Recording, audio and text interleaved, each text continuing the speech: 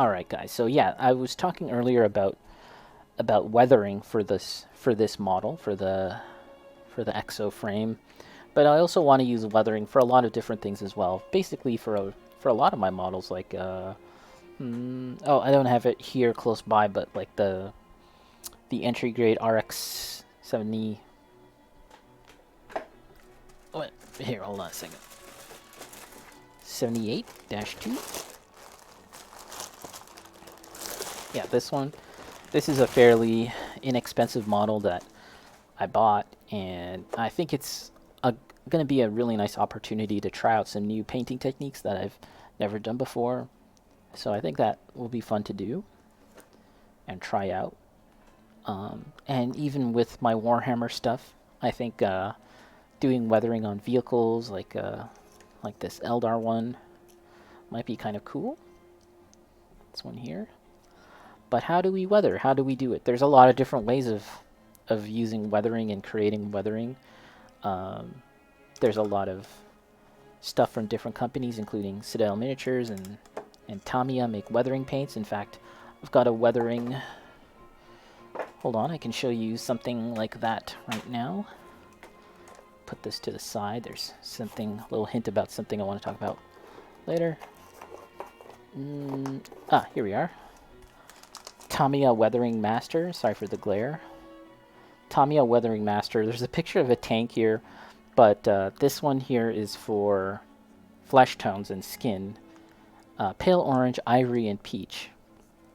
And I bought this to it's kind of like a makeup kit almost, like the way this is like sort of like a hardened powder, and it comes with like a little brush, and you're just gonna apply it almost like you would makeup. Not that I know how to do that, but my feeling is that this might be pretty easy to use, hopefully. But yeah, they make other weathering kits to create smoke and mud and dirt and dust and all sorts of different little kits. And yeah, this is a pretty neat little kit, and if I like it, I'll probably get more.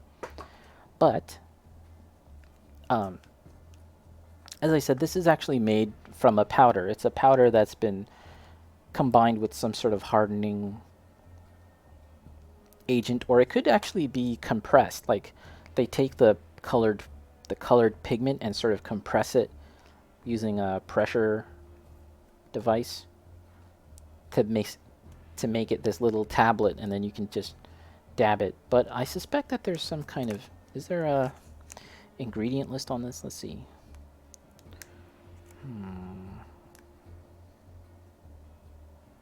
Yeah, there was... I remember reading something where they thought that there was some kind of other agent in it to kind of act as a binder in addition to just heavy pressure.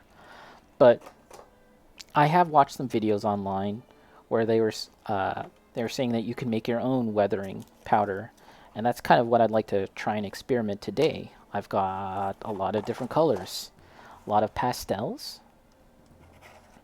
You can see here a lot of different powders, and again, this is actually not powder, pastel sticks, and you can see it's literally just pigment, right? It's color in a powdered form that's been pressurized and crushed into this stick. And I'm pretty sure that there could be something else in it as an agent to help it bind, but some of them are not actually like that. Some are just pure color that's been compressed. These ones here, you can show this one. This one here is Conte. And again, this is another kind of drawing implement used for, you can see here, like, doing life drawing. I have a bunch of this stuff that I got, in my art school days from doing life drawing. Yes, I drew a bunch of naked ladies back then, as well as naked dudes. That's just something you have to do in art school. Maybe we can talk about that another day. Have a little story time with Ipo, story time with Rayo about art school. Maybe get Goro to contribute as well, because we went to school together. But these ones, it's again much like the other ones I showed, but these ones I'm positive have a bit of oil in them. They're, again, it's colored pigment that's been crushed into this into this stick form. But these ones also, I'm pretty sure, have a bit of oil in it. There's like some sort of oil agent that help it to keep its form, and it's not as messy as you can see. Like the other box that I opened, it's like really powdery and messy. These ones are a little more cleaner, and that's because, yeah, they kind of hold its shape and are harder. And again, I think we can use this. Like I'm guessing that this is very much similar to that weathering powder that I had before. So I want to experiment, and yeah, I did watch some videos on YouTube that it is possible to make this kind of stuff. And we'll be using some kind of brownish orange to create the weathering color. Let's just close that. What else do we have here? This is another kit. It just has black Conte, which I won't be using. Here's a Prismacolor new pastel, firm pastel color sticks, color cleaner, stronger than ordinary pastels. And yeah, there's some more colors here. I'm not sure if I'm going to be using any of these. Maybe this kind of orangish color. But yeah, that's the general idea. And this is an extra container that I might use to put all the ones that I'm going to use here or something. Just an extra container. See, it's really powdery. It's going to get my hands dirty. But hold on a second. So how are we going to do this? Well, yeah, like I said, I watched some videos online showing how to make this. Let's start with okay, let's get out this orange. We won't use that just yet. I think we want to use kind of like a dark orange color. Bacon, this is mind-blowing for me. Here I am thinking how to even start weathering. You're making your own powder. Well, I mean, yeah, there are YouTube videos on how to do this. It's not terribly complex. It basically amounts to crushing. just breaking it apart. If I had I might actually go and buy a mortar and pestle to do this.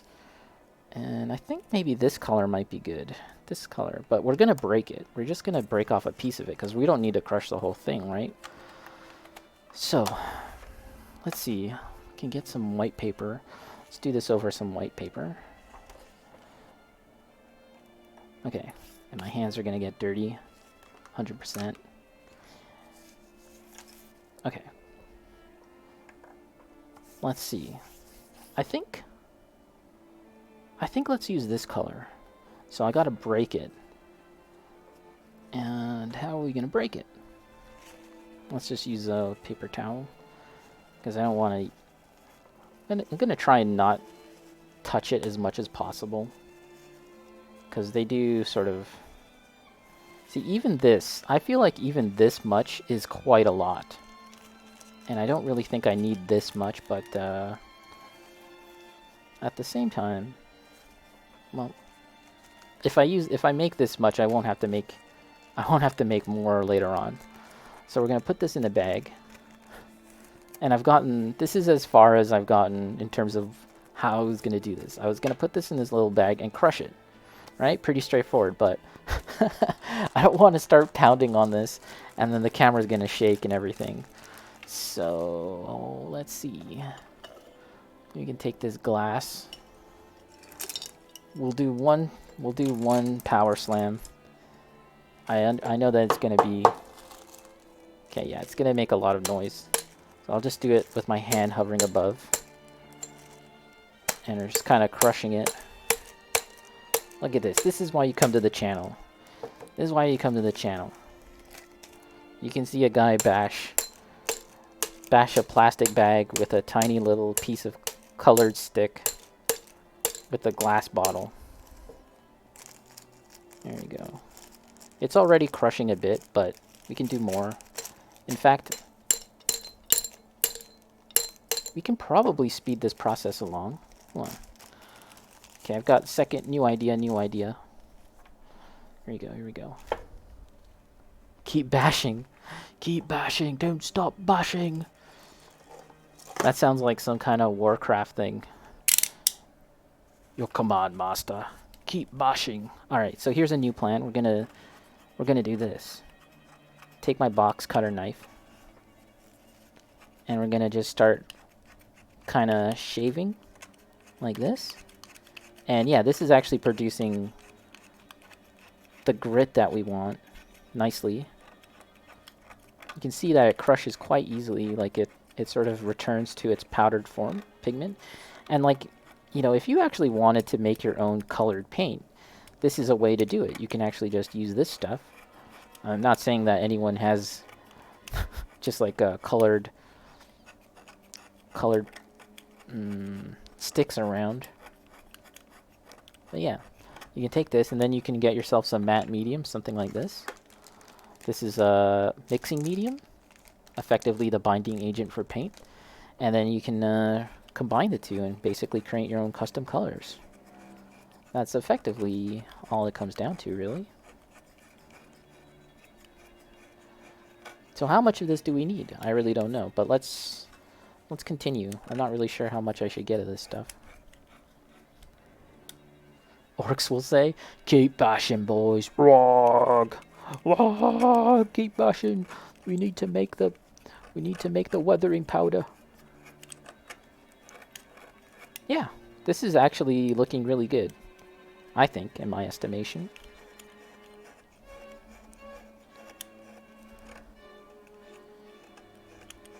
And you know what? Like, hold on a second. Let me see something. Let's see. Let's take this brush. What if I were to just brush this on? And then, how would it look? Like, you don't really see it too much. Yeah, it's creating a lot of dust.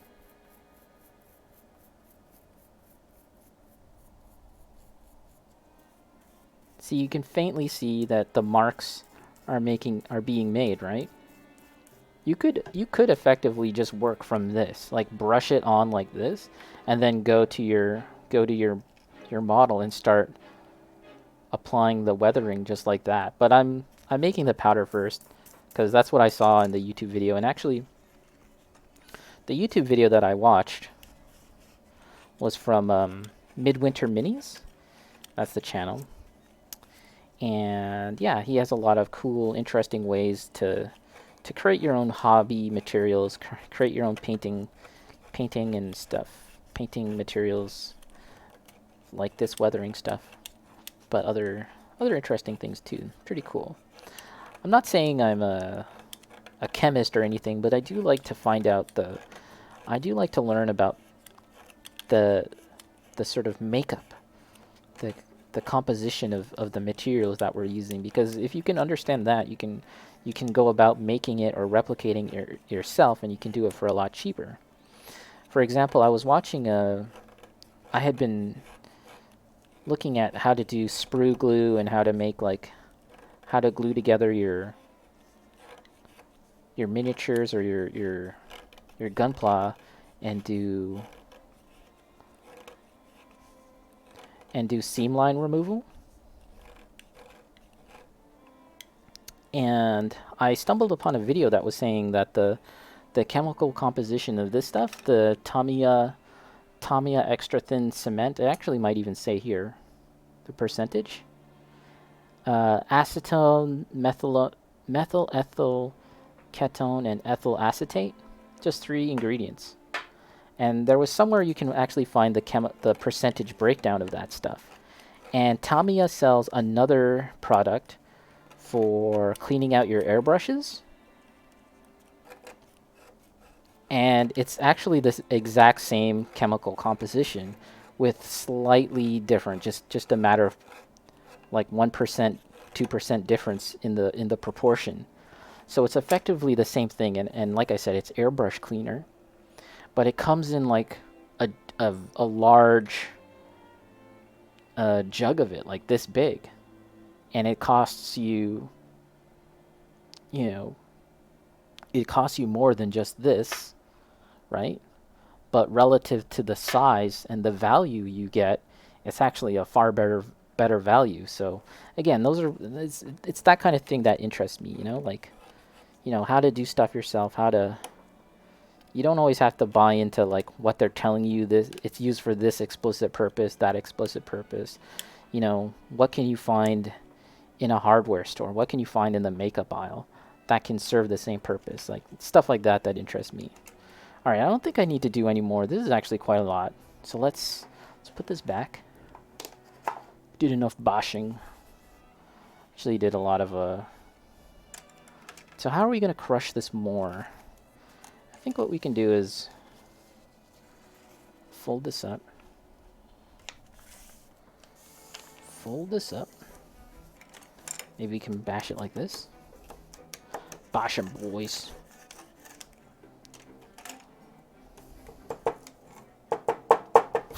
I don't know. Okay. Let's actually pour this into this. This will be my container for this color. This is a really good all-around color, I think, for general wear and tear and weathering. Seems like a pretty decent color for that. And we'll just pour that into there. See if we got everything.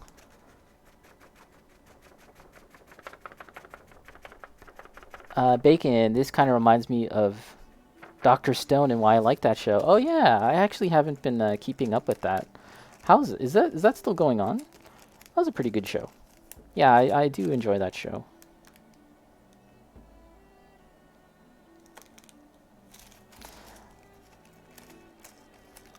As a kid and you know into my high school years, I don't think I was really big on science, but I did like science, but I'm not like a I don't know, did you guys like science in high school? Yeah, I kind of liked it, but I knew that wasn't my path, but at the same time, I could see the value in it, I guess. Now let's try another color. I have this one here. This is this is again the Conte, which is it's still a pastel, but it's not 100% pigment. This is also, as I said, it has some slight kind of like oil as a binding agent. I think. So let's break off a little piece of this Conte. Break me off a piece of this Conte bar. Break me off a piece of this Conte bar. Okay. And we'll go back to this. Is this enough? Should I get more? This seems like a very similar color. I think this is kind of more like terracotta looking, whereas the other one was maybe a bit more brown. I don't know. I might have to label this after so I don't forget, because we're going to experiment. I'm not really sure, unfortunately, not really sure if I can experiment with this on a model right now. I know that's a bit of a blue balls moment for you guys. Like, I'm sure that you guys want to see how this is going to be applied to my model, but the model that I was intending to practice this with, the paint is still drying on it, and I need to do a few more layers, so I don't really want to rush it. But I will definitely report back with my findings afterwards on how I find all this, and I'll make sure to leave some parts unweathered so I can sort of demonstrate it live. But yeah, might not be able to do this today just because, as I said, the paint is drying, but at least we can do this.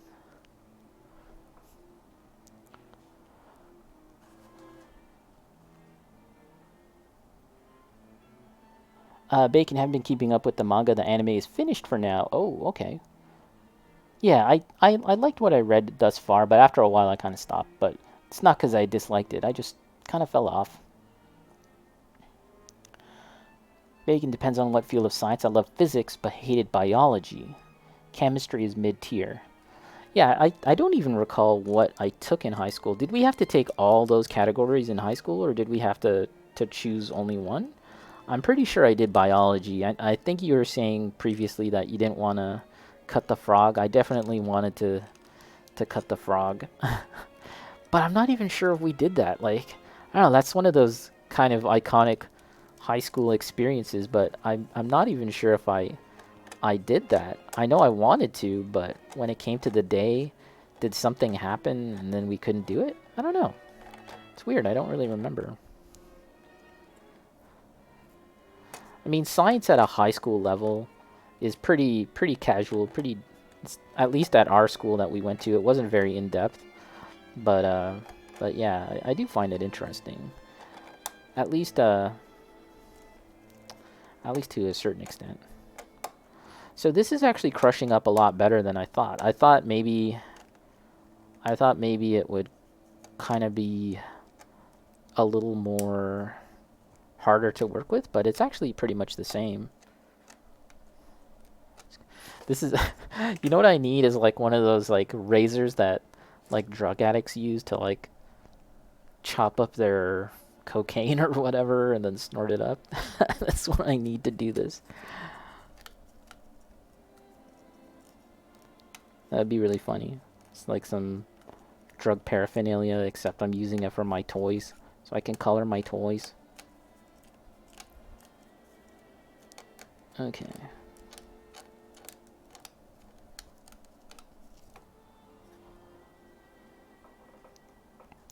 Bacon, I think we had to take one or two of them. Yeah, so I'm pretty sure I never took physics. That doesn't ring a bell, but I think I did take chemistry and biology.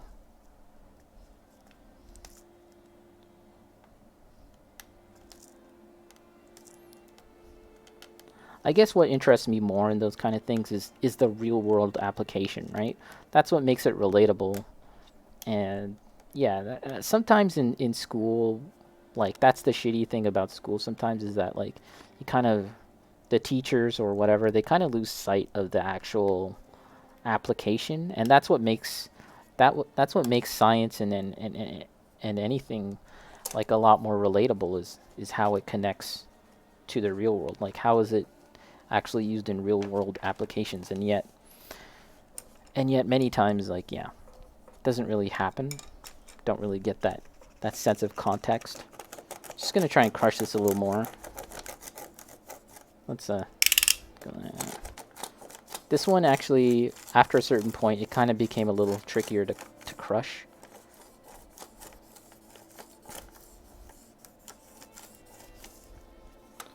Let's see. What did that do? Let me check here. Did it become embedded into the paper? No. Okay.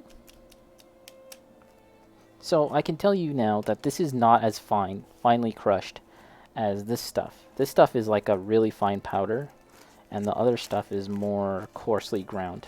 It's like coffee or something. Let me make sure that the air is fully taken out of this. And I think I might need to seek out some more plastic bags. That's just school in general, yeah. Pretty much. That's just how it is at school. Especially with teachers who are kind of like, what's the word I'm looking for? They don't really have the passion for teaching or their subject matter, and so they just read the textbook that they've been given, and that's all that matters to them, and they're not really providing like further context of how any of this is done. I'm talking it, and I'm also looking for my other bag. I could have sworn I had a second bag somewhere. Let's do a quick little overview of my room. Alright, I'm gonna get a second bag. I can't find it. Actually, I need two more bags. So actually, let's take a little... Actually, no, we don't need to take a break, but I'll be back in a sec.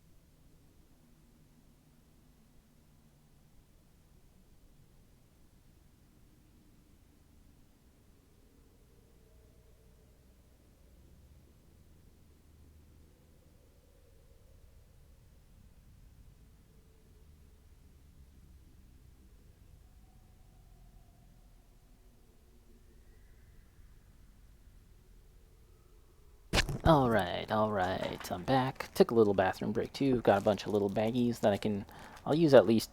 I'll try and make one more after this. I'll have a second bashing session. And then I will try and find something to apply this to, but I really don't know what I have that I could use at the moment. But I'll try and find something. Bacon, that's just school in general. University is super guilty of that. I feel all the professors there are teaching out of obligation and not out of passion. I wouldn't say all, but a lot of them. Yeah, so at Sheridan, at the art college I went to, it was a little bit different, but I definitely picked up on a few instructors that were simply doing this, as you said, out of an obligation. It was their job, and they themselves are working in the industry. They're working as illustrators, but teaching was sort of like another way to like supplement their income, and they didn't have the passion for teaching, so to speak. It's just a job for them. But I will say that there was still, despite that, there were still teachers that I ran into that really were passionate about the subject, passionate about teaching. It was pretty cool. But it's kind of give or take. Okay, I'm having a little hard time.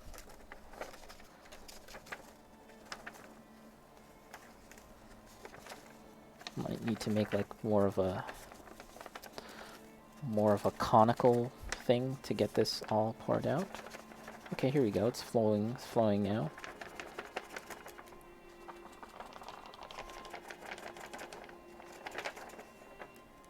Okay.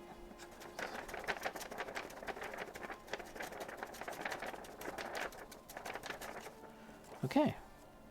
Here we go. Do I have...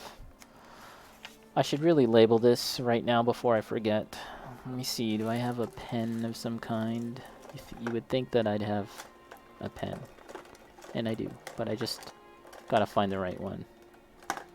Let's see here.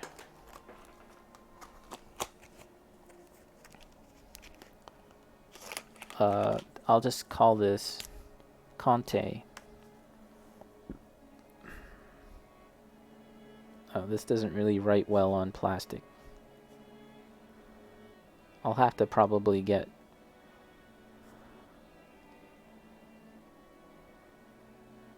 Conte. There we go. Probably get like a piece of masking tape to write on first. Wait a minute, don't I have masking tape? I do, somewhere. Okay. So there we go. That's Conte, and I've got 2 colors. I wonder, what kind of other color might be good for weathering? I've got like brown and an orangey rusty color. What other color might be good? Just trying to think. What do you see naturally in what do you see in nature that would be useful, I think? For rust. Maybe this bright orange. Yeah. Let's do this. Let's do this bright orange. Let's just break off a piece of this. Break me off a piece of this Conte bar. Let's get a bit of this. This is some real arts and crafts.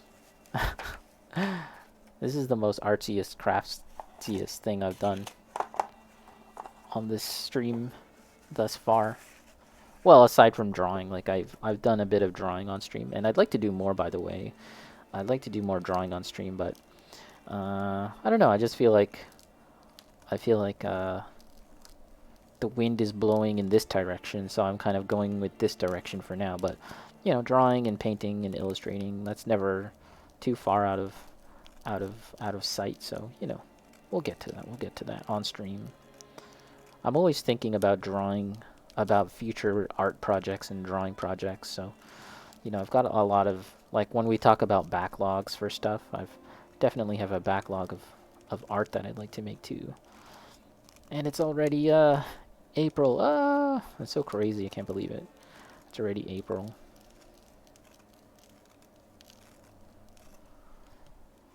So now we're back to this stuff. This is just the normal pastels. It actually even says soft pastel. There's another type of weathering that I've seen where you use water-based pencils, water-based colored pencils to create weathering and streaking, and I have some of those as well. Again, it's stuff that's not with the explicit purpose of for using modeling hobby. It's like artist quality art materials, but they are effectively the same thing. It's just, you know, it's just been brought over to the hobby, to the model building hobby for a different purpose. So yeah, and as a matter of fact, I didn't use it too much for art. Um, those colored pencils, I don't think I have them handy on me now. I'll have to bring them out.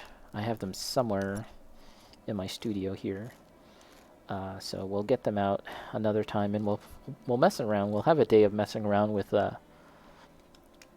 art, with various supplies and weathering and all of that stuff. We can have a day where we mess around. Today is a day of actually making this stuff.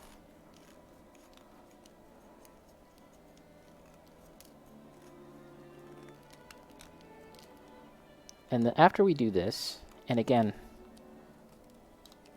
unfortunately, I can't really test it out now as the model that I had intended to test this out on. It's not really ready for it yet because um, there's other applications of weathering I need to do, and also I need to put on the decals. Any decals that are intended to that this model is intended to have. We got to put that stuff on first because then after that you do the weathering, right?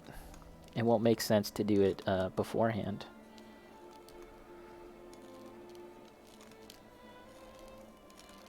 I think that's enough. I don't know.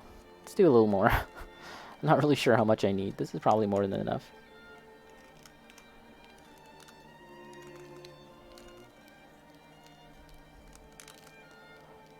And when this gets uploaded to YouTube, if I make a video of this, I might have to take this portion and then combine it with the other portion of the video of a later video or recording session where I'm actually applying it, because I mean it doesn't really make for an interesting YouTube video, I would gather, just me doing this. I don't know. Then again I kind of just throw up anything on YouTube. I don't know. Okay, that's probably more than enough. And the interesting thing is I have a bunch of other colors that I could use, not just for weathering, but oh gosh, look at my fingers. But just using for maybe attempting to do shading and stuff with pastels. So that might be an interesting thing to try out. Oh yeah, gotta get another bag. Here's another bag.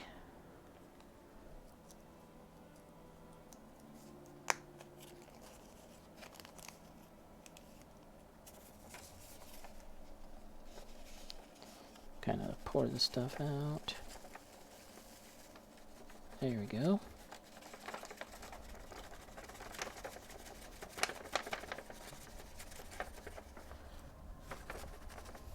There you go. So I can actually show you just in general the colors that I made. See? So these are pastels, basic soft pastels. We've got this really bright orange. That would be good for rust as well. I think all of these kind of in combination with one another should make for some interesting rusting effects. And this is more red. This is a more reddish kind of tone, orange, and a more brown. So between all three of these, I think we can get some really nice rust effects. And there you have it.